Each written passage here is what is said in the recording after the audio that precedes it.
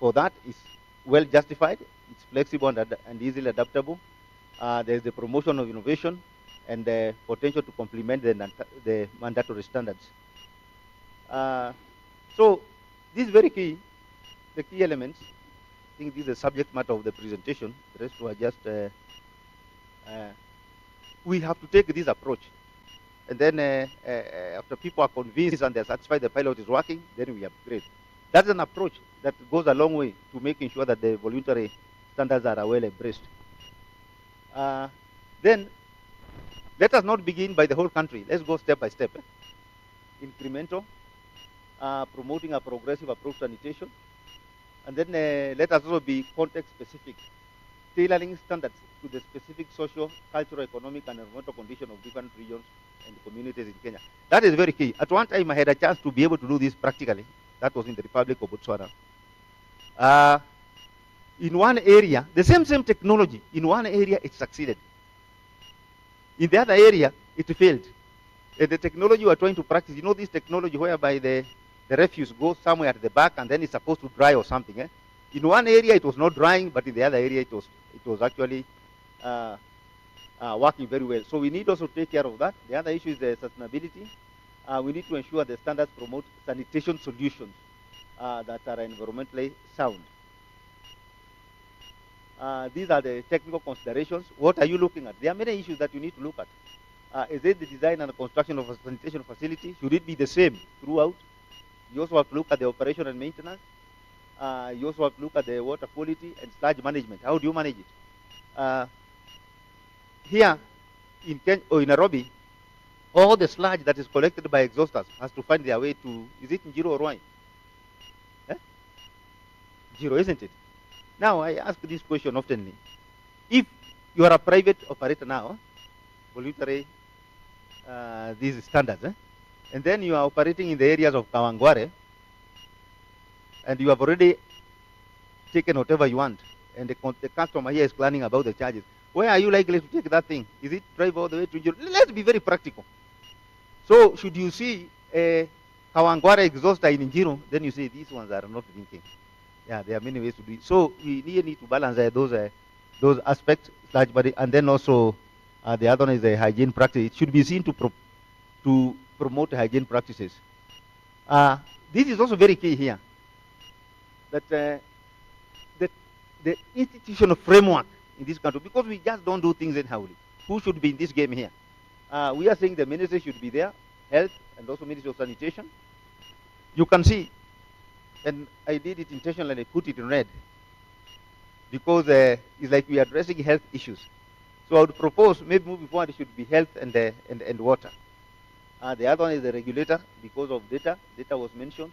County governments cannot run away from it, and the Kenya Bureau of Standards. I think they should look at the standards that have been developed, and then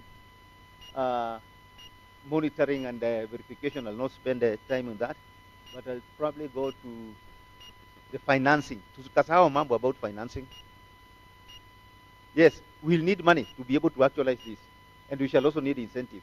So we are saying if financing can come from subsidies and grants.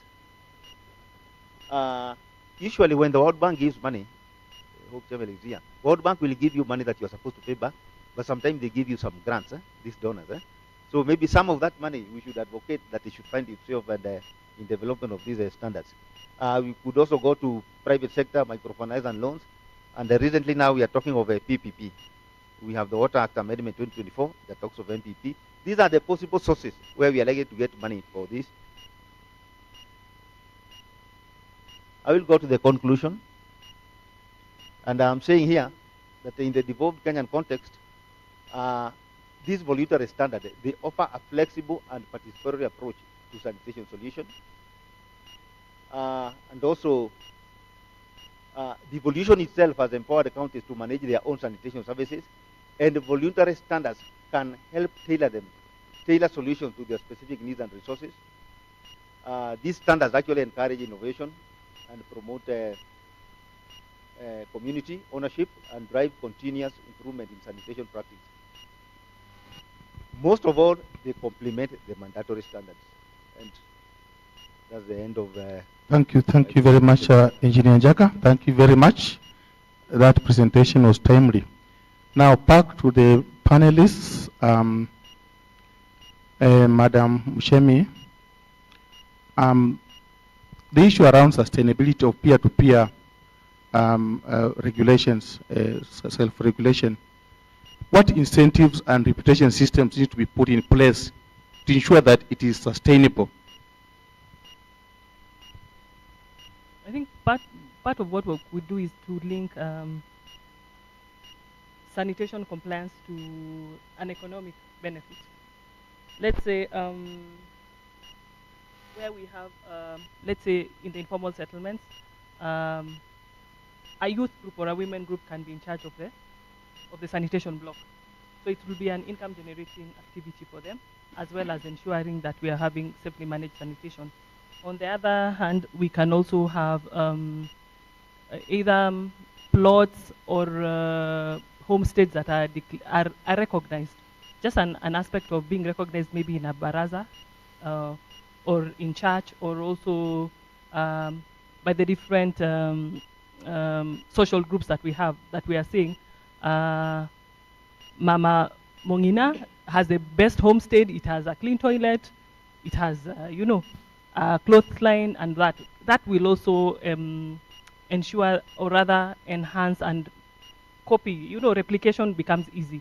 There's a center of excellence in their space, and then we can also look at aspects of linking the policies with the bylaws that we are having at the village level or at whatever space we are seeing. Because we had said there's an aspect of at that village or at that plot level, we have our own bylaws that we have voluntarily signed. So having them linking and showing the communities that from this angle, this is how you contribute to the overall agenda of Kenya achieving let's say the ODF, or having 100% accessibility. So there's that aspect. Then when you're looking at aspects like green sanitation solutions, we have aspects of biodigesters. Of course, we have aspects of briquettes. So how do we also contribute to the larger space of climate change and still benefit at the local and at the community level? I think.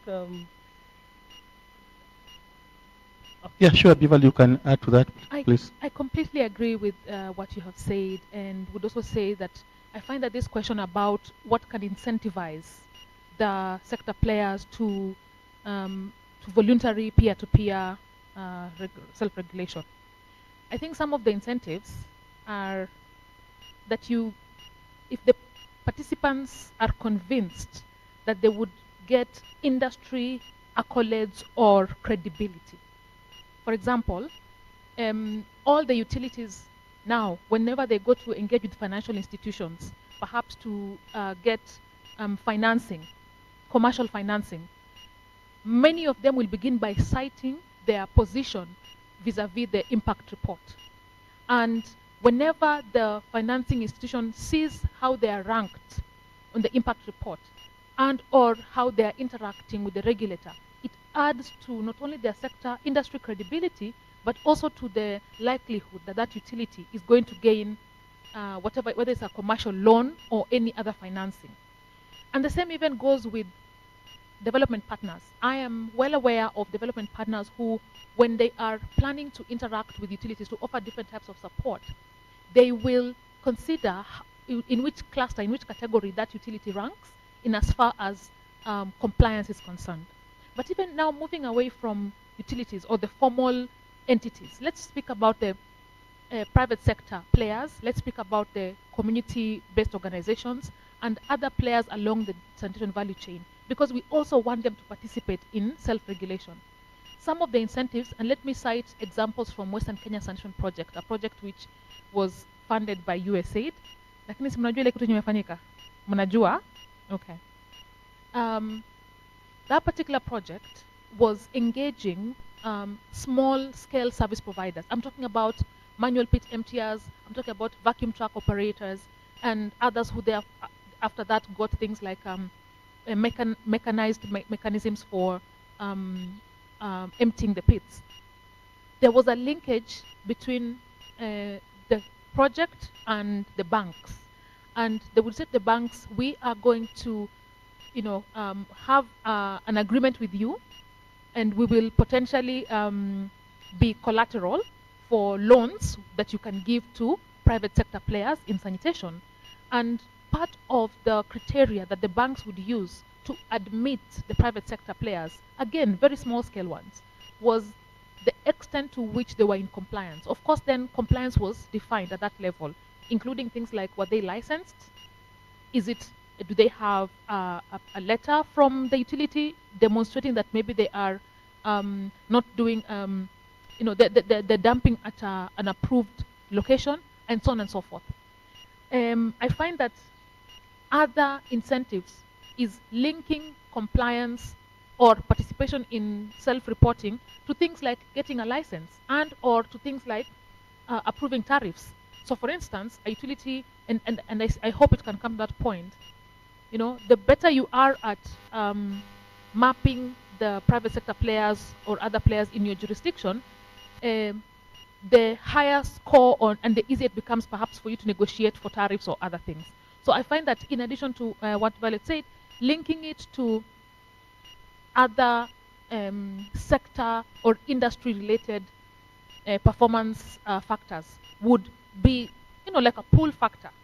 And lastly, I would also like to cite as an incentive, though I feel like this one is a very aspirational, is if we came to a point where the clients themselves imagine that the community members, when Saramisi goes to offer his services as an exhauster, if he comes to this particular community here and we tell him, we know that there are 15 exhausters which are registered by the utility, and we know that those exhausters are in compliance, they deposit at the right place and they don't overcharge us.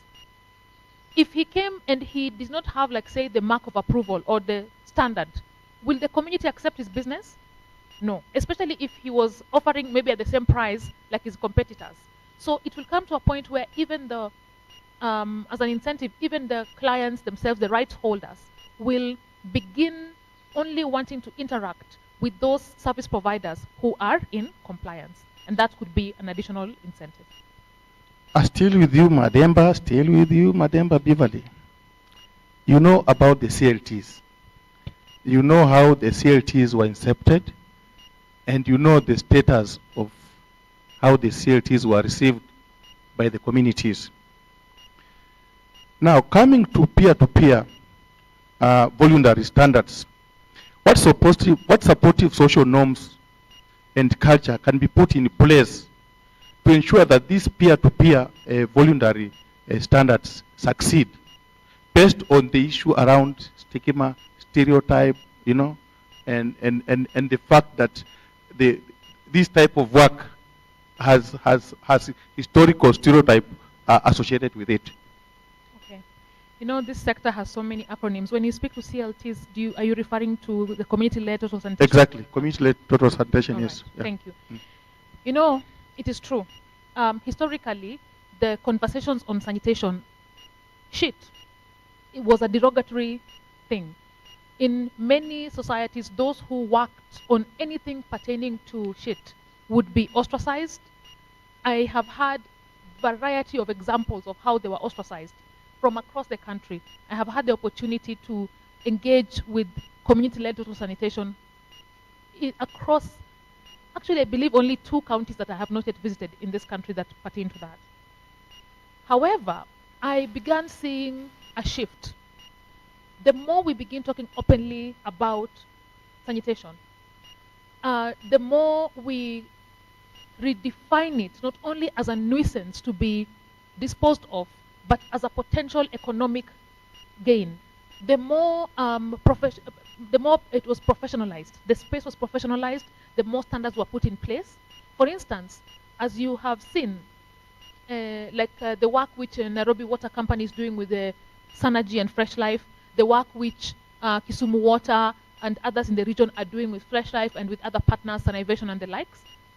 where they are identifying manual pit emptiers, they are licensing them, they're helping them to get vaccinated, they're helping them to, with regards to PPEs, and the manual pit emptiers, even their appearance, engaging them in training, and they are evolving. The sector is becoming professionalized. The more that is happening, the more legitimacy and destigmatization will also happen. I find also that perhaps this space of self-regulation, which will force the players to organize themselves into either associations or groups.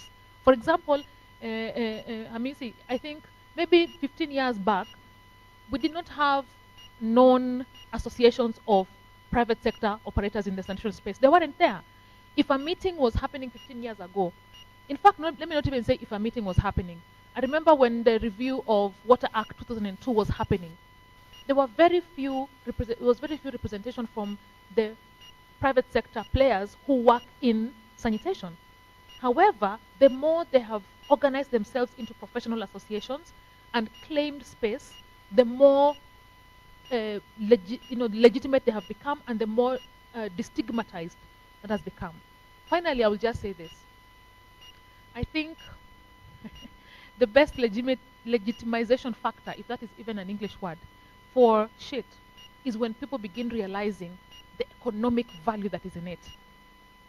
Brothers and sisters, let me preach. There is money in shit.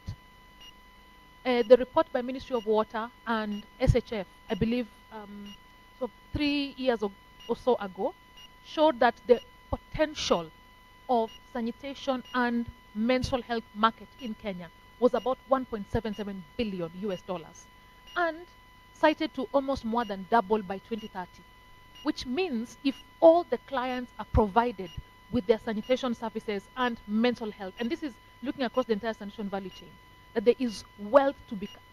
Shit is no longer just a nuisance. It is a valuable input for other economies, other value chains. We are in the space of circular economy. The moment we begin showcasing just how much money there is in sanitation, let me tell you, it will stand by itself as a legitimate and a respected space. Thank you, Bivali. Engineer Njaga, back to you. Governance structures at the peer-to-peer level. What is your take? What governance at that level, at the level of peer-to-peer, at the lowest level? Yeah.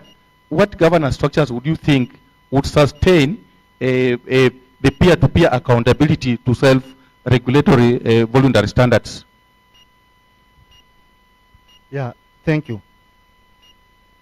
But just to add, before I get into that, when she talked that there's money in shit, I remember at one time, Kariobangi sewerage treatment work. When it was really working, even producing biogas, I happened again to work around there. And we would deal with that sludge and then convert it into manure. One of the biggest problems we would have is to satisfy the demand. Farmers, all these areas, Kiambu, they were growing coffee. They used to say that once they get the manure from here, you will not need to apply to your farm. It takes 3 years. So it is true there is money. I also happened also to be in Japan, and that sludge you are seeing there, you know these things we are wearing on the ears, on the scarves and the likes. Yeah, they were making those ornaments, you see, from there. So, and selling them very, very expensive. So we need to think in that direction actually. But thank you. The question you have asked me is a question of. So do you have one of those things we put here on the tie from Japan? If somebody brought you as a gift, no, it's from shit. You see? No. But it's very nice. Some of these things you see on the ears here, they come from there. If you have been to Japan, then they do that up to now. So there they don't throw it away, they don't dump it away. It's converted into something. Now what you need first is trust. Trust is key when it comes to this peer and peer thing. You also need to have need to be very transparent. You also need to be accountable. Yeah, and it's not a question of being mean with information. You know, the access to information should be there. And the question of you should work together actually and do your thing this kind of transparently. That's the key thing that you need in this peer-to-peer relationship. Thank you. Thank you very much, Engineer Njaka. And lastly, Madam Mshemi, continuous learning and adaptation. What mechanisms do you think can be put in place so that at least the peers continue learning from each other in terms of best practices for these voluntary self-regulation practices to succeed? I think what we can put in place is having review meetings for the different stakeholders, and of course also at an overall, like you see, like this symposium. We can have our at the local levels, and also some of these have to transcend the different cadres and also come into place. Some of the lessons that we've learned, of course, have influenced policy. So we could say review meetings, we could have a center of excellence, we could have benchmarking. Those are some of the aspects that we could use to roll out and improve the status we have in sanitation. So I think, yeah, basically. Thank you very much. Thank you very much, my panelists. It has been a long, arduous question and answer session. Back to plenary. Questions, comments, observations. It's open to all of you. I'll start here. Thank you. Something in regards to what you asked about continuous learning that I picked in the other aspect of the other waste, that is not the sanitation because sludge, but the garbage. Much of the continuous learning has been putting some track indicators to behavior change, how they adapt, and this will be helpful in understanding how people are coping up with their cultures and their dignity to sort of improve and catch up with the ongoing demand as well, because that is helpful in the informal settlements to understand how best they can improve. Thank you.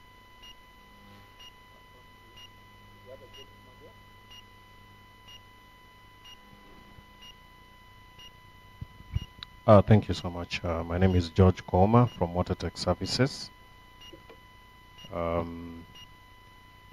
Just picking up from where Beverly has left it, that sheet has a lot of gold in it. And for engineers carrying the ladies, that what they're wearing is actually Japanese sheet, perhaps. Why is it that sanitation handling is equated to punishment, or we view the people who handle shit as either downcasts or drug users or people who are not educated? Then I ask, Bwana Hamisi, since you represent them, if I was looking for manual emptiers, what would I say their qualification should be? Would I be asking for university graduates or diploma holders? What sort of people would I be looking for? And this is in reference with what I've said earlier, that we look at them as downcasts. If you walked into those payable toilets in the city and you see the people working in there, how do you look at them when you walk in there? What is your view or perception about them? If somebody told you that they are a graduate, what would you think about that graduate? Thank you. I have a comment. My name is Engineer Grace Wambui. I'm a water and sanitation consultant.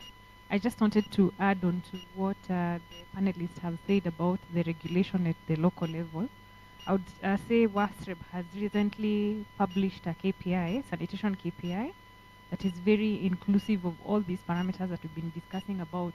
So other than just scoring sanitation as a KPI, there is a soft component to that KPI that includes compliance to SOPs. So that is standard operating procedures that are supposed to be implemented by the service providers at the local level. So the utilities then have been mandated to be scoring, to first of all have an engagement with these service providers through delegated management. So there's an engagement framework that has been developed, a national one, that will be now rolled out to all the utilities. So that is one. So first of all, having a relationship with the service providers.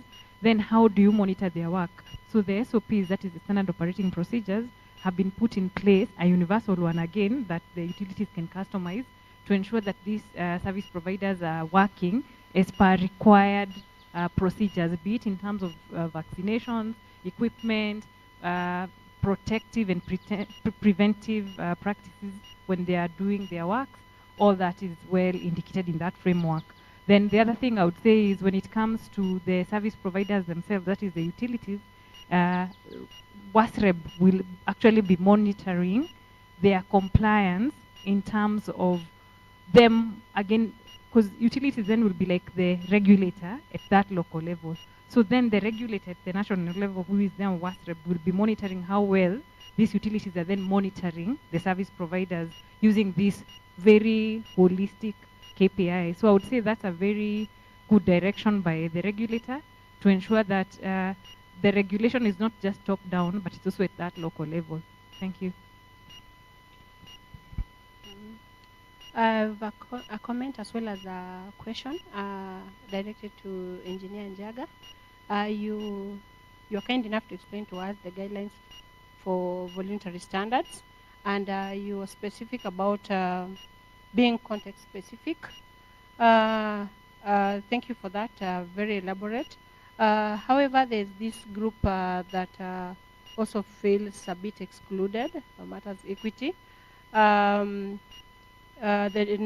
indigenous traditional knowledge experts, most often their input is disregarded in matters handling maybe sanitary wear or general sanitation waste.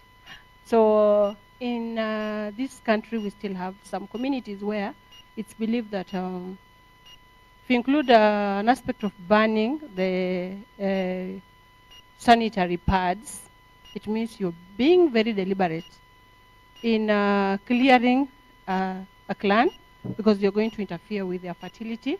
So in setting voluntary standards, we will require more guidance on how to be very clear on this and to ensure that that is communicated across the board. It's not like one entity is giving a different messaging from the other, and that particular grouping also, the valuable input in this value chain of sanitation is considered.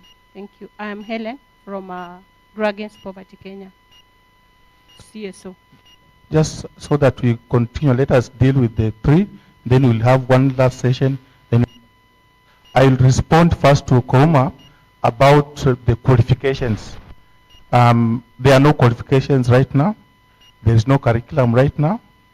There was a gap, and the gap was filled by the sanitation actor, the private sector actors. As you are aware, we are saying, we are having a conversation. These guys have been there, they have been doing it, they have been emptying, they have been transporting, they have been dislodging. Why can't we recognize them? And so, like, as an association, we have been having a conversation with the Meru University of Science of Technology to recognize, to give them certificates of prior learning recognition. And the first meeting we had was with the Vice Chancellor of Meru University. We actually talked about how we can incentivize these actors through recognition of prior learning certificates, through like the MTIA challenge thing. We did one in 2023. We awarded them certificates. We are going to do another this year, a bigger challenge this time, and we shall be looking at the ideal versus the not ideal as part of challenge, so that we can reward best practices. We are not awarding schooling or diploma. We are awarding practice. So that's what we shall be doing, Bwana Kouma. Thank you.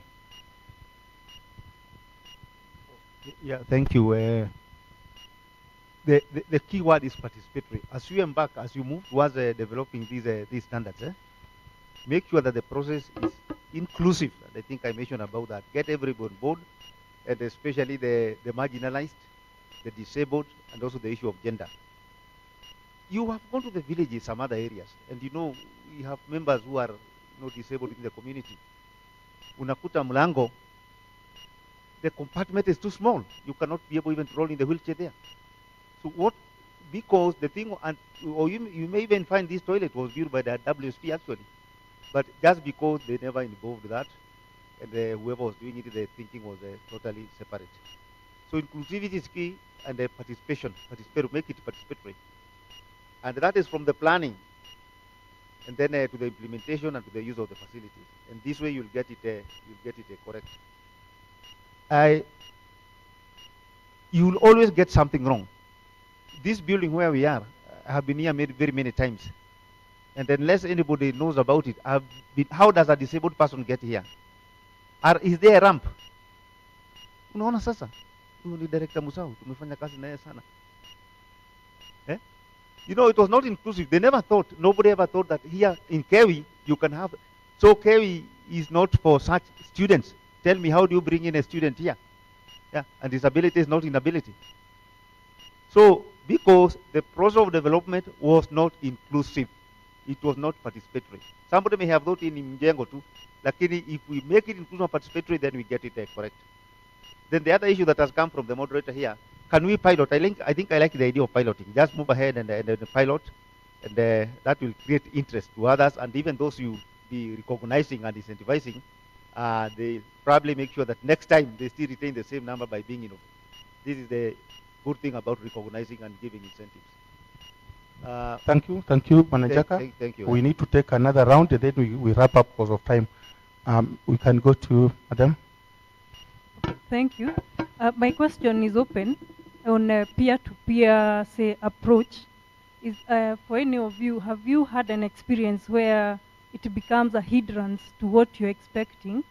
This is from the background that I once worked in a community in Karamoja region, and then there was a history of CLTS that was not working for more than 10, 15 years history. As in, this village does not, disgust does not work for them. And then the next village like that. So it becomes, what approach do we use? In this case, have you had experiences where peer-to-peer as a standalone cannot be, I don't know, trusted, or cannot be like a standalone approach? And what would you advise in case of that, say, slippage or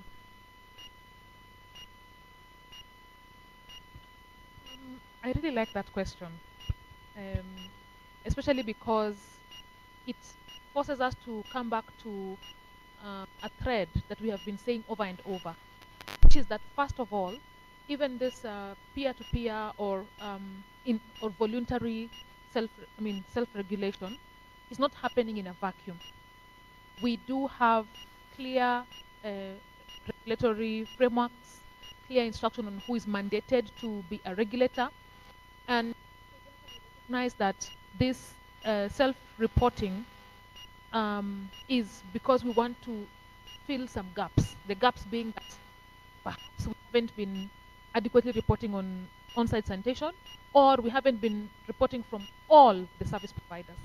But to your question, yes, I have seen situations where peer-to-peer reporting has had challenges, and quite significantly so.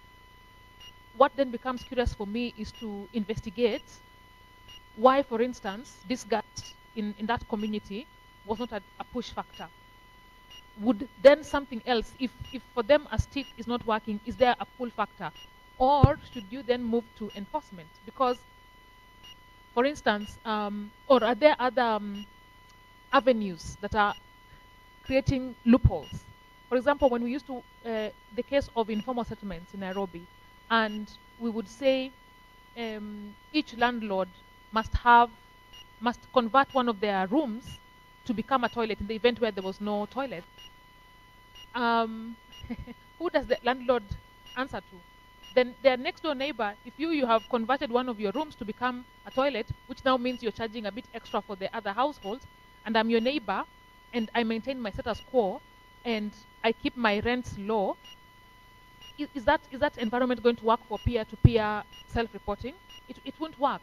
So in that case, the answer became enforcement, such that these landlords, is not left to chance or to willingness.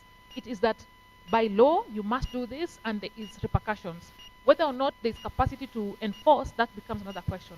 So for me, I don't know what the other panelists will say, but I'd be curious to understand what other factors in that particular example caused peer-to-peer self-reporting not to work. Because in CLTS you find that it really does work. If this house in some, okay, let's say in most cases, we've really seen quite the movement in as far as CLTS is concerned. We've even seen urban CLTS really taking up shape.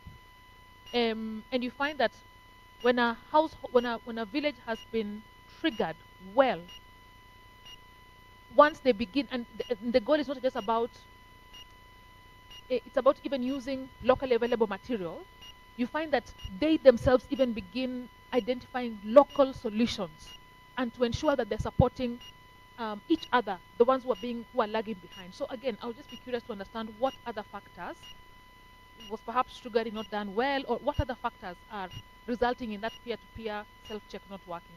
But that's just my thought. I think I would want to chime in. Okay. Of course, sometimes in communities we have perception. And also we have how change agents enter the space that they want to make a certain intervention work. So sometimes you could change the change agents. Yeah? Because maybe the entry, they were not received well. So I've seen in Northern Frontier, a change agent was changed and the reception was totally different. So there's that aspect. And then in the same space, there's an aspect where you use enforcement, but you don't use the local administration. Muslims really listen to the sheikh. You say, cleanliness is next to godliness. You use religion to effect the change you want. So I think those are the two aspects that I've seen when there was resistance, but a bit of twinkling, then there was a bit of a positive change.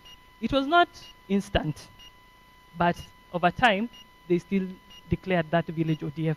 But before, they would not even attend your meeting. They would be like, we've already had that before, you've been here before, there's no difference you're telling us, and they would not. So with those two angles, they were able to achieve ODF in that village. So that would be my contribution. So thank you very much, Shemi. And so lastly on that, the element of co-creation is very key in peer-to-peer interventions, anyone. Even before they report, they must sit together and agree that this is what we are reporting on. One last question. Oh, back, just give that gentleman first, because you asked one, and then he'll come back to you. Just go ahead. It was you, it is you. Okay. Two aspects. One is just a clarification. The use of the word voluntary standards, it reads differently to me when actually we are talking about peer-driven standards. Voluntary, I think as a terminology, it may speak as if it's something you do or you don't. So please just reflect on it. The second one is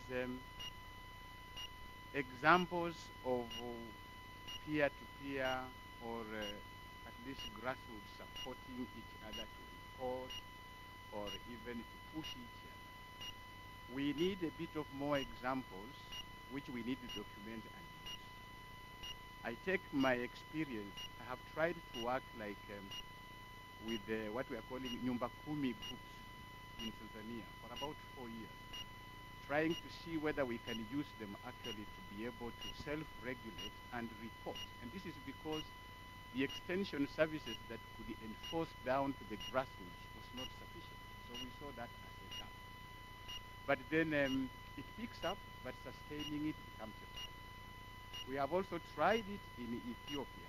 The government of Ethiopia is very strong on pushing also a few households coming together in Ekebele and trying also to push each other and report on it. But again, it works for some time and then sustainability becomes a problem. So for us, because we want to be very deliberate on this, it would be very wise if we have any examples of where it really has worked well. We can at least pick on that, try to see how we can adapt it in our context or even build on that.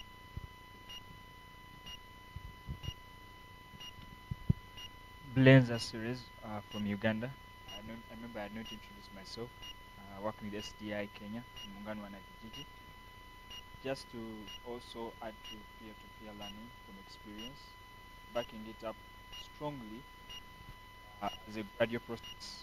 Research is something that would basically change the norm within the peer-to-peer learning, and it has traversed a lot of transformative change, not only in sanitation, but also in other issues that might take in a scenario. It can also help also in regards to understanding the context. I'll give an example of Kampala around 2014. Much of the incidents in Uganda, Act Together Uganda, after to SDI, we carried out a profile understanding the challenges faced in the former settlements. And from our reports, 60% of the sanitation issues, the population was informal, and the rate at which sanitation was missing, based on responses, was at 70%. And now that was affecting Lake Victoria, because much of the waste was not really getting down with the kind of prototypes that we were having.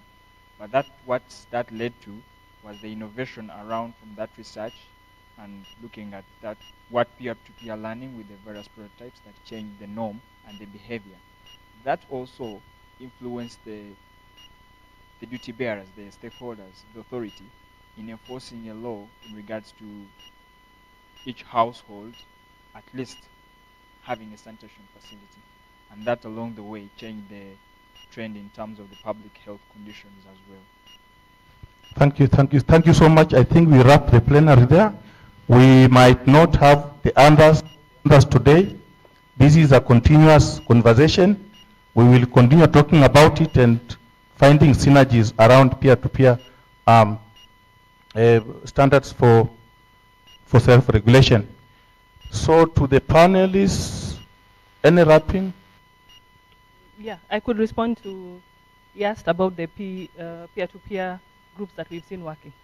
I would take you to the space of the water resource users associations that we have in Kenya, the community forest associations that we have in Kenya, and some of the water users associations that we have in Kenya. Yes, they're in the water and the water resource space, but you can see some of these. Let me take an example of a ward that we financed in Tarakaniri. It was a rural CBO, but right now after intervention and the peer-to-peer, the intake, they manage the intake. How do you abstract? Are we serving everyone from the upstream to the low stream? We are seeing they are also, they ended up in WASREB impact report. So it means they are doing something. So let's look at our community forest associations, our RUAs and our UAs. Yes, and of course in some areas, even the Nyumba Kumi initiative in terms of improving sanitation in our informal and some of the peri-urban has worked. So those are, yes, you may need a bit of twinkering, but those are some of the groups that have worked in terms of peer-to-peer enforcement. Yes, correct. Twinkering. There is no solution that is uniform for all of them. So you have to look at each issue in its own context. And that's why we are hearing peer and peer succeed in one area, but in the other area it could not succeed. And I gave my own example. We tried to put these on-site sanitation facilities in the Republic of Botswana. They worked very well in one area. And so the other end, we were doing it when we are closing our eyes. They never worked. So I think you need to be context specific, but not one solution for all. Thank you. I agree, and I would say for me, we must come back to the space where we recognize that this needs to be a social behavior change undertaking, where we are looking to convince all constituents across the entire sanitation value chain that there is value in being regulated. If we can demonstrate the inherent value of being regulated, and the value could be in multiple formats, but if we can demonstrate why should I bother being regulated? What benefit is it of me? Whether I am a manual pit emptier or a vacuum truck operator, or I am a social enterprise like Fresh Life, or I am a utility. Once it is clear and especially for the pull factors, more even than the push factors, it will push forward our agenda for regulation. Because remember, at the bottom of it all, we are looking to increase access and provide safe sanitation to the rights holders and to the clients. And we are also looking to protect them from potential abuse from any third parties. This is the purpose of regulation, to ensure that there's no harm being caused to these rights holders. And also, I agree with what Engineer Grace was saying earlier. There's a lot of work which has been done by WASREB, and even speaking now about examples of good practices. We've even heard from utilities like from Kisumu, from Nakuru, who are already applying those KPIs, and they're already engaging the private sector players within their jurisdiction. And we look forward to how they will be reported against the specific non-sewage sanitation indicators, amongst others, that are the sanitation KPIs in the next impact report. Thank you so much, panelists. From me, building voluntary standards with peer-to-peer enforcement requires co-creation. It should be simple, practical standards. That's the second outlook. There should be clear monitoring tools for the peer monitoring tools to make sure it succeeds. Especially the buddy system, rotating peer audits, reputation-based incentives should be put in place. We should build peer norms of safety and pride, so that you find pride in doing the right thing, in having the PP on, in having, those things, you feel pride in that. There should be a clear peer governance structure and support and sustainability to make sure that this succeeds. And then lastly, if we are talking about, for example, pit emptiers, all members must wear gloves and boots while working and dispose of sludge only at approved sites. So they train each other monthly, they check in pairs before jobs, they earn safe sludge crew, when they pair themselves, they earn credits after 3 months of compliance. Peer council handles complaints, they have a council. Compliant workers get gifts, from partners or from subsidized equipment. Thank you very much, panelists. Thank you very much, audience. Be blessed. This session is over.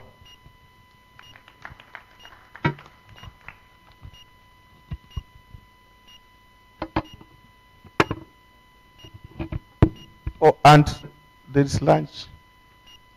Is it the left end or the right? That Uko. We were told to stop at exactly 1:15. We have done so well, so we can clap hands for ourselves.